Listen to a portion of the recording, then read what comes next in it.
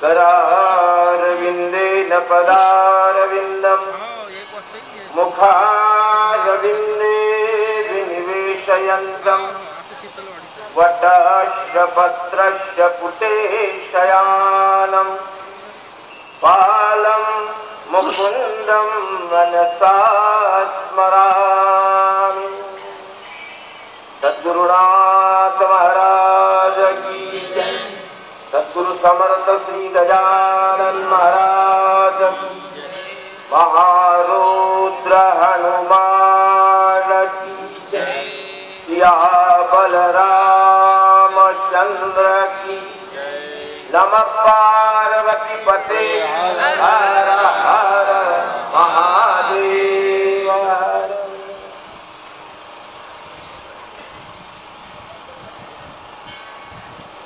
ब्रह्मनिष्ठ ब्रह्माकार वृत्ती ज्यांची झालेली असे संत गजानन महाराज त्यांची नागपूरचे रामटेक पदयात्रा वारी महाराज नागपूरवरून रामटेकला रामाच्या दर्शनाकरता त्या ठिकाणी येत असत.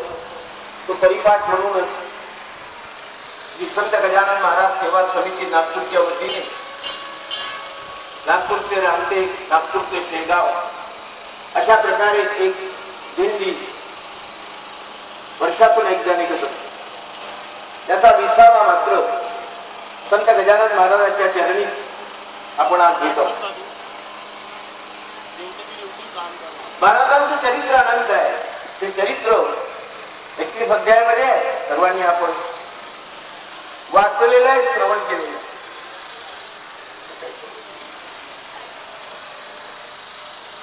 तत्पूर्वी महाराज राम उपासक होते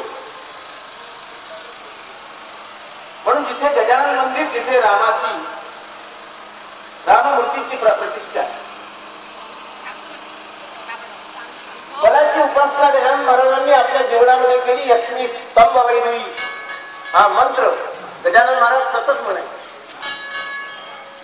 गणगण गणात मोठे हा महामंत्र तर होता, पण लक्ष्मी स्तंभ वैद्वी हा जो मंत्र आहे हा महाराज नित्य आपल्या चिंतनात बल उपासना करायचा आदर्श समाजाला देण्याकरता संत गजानन महाराज एक हनुमंताचाच होता. म्हणून प्रवचनाच्या आरंभाला हनुमान चालीसाचा एक पाठ आपण सर्वांनी करू आणि माझ्या प्रवचनाला नंतर मी 10 मिनिटांमध्ये प्रवचन मागा.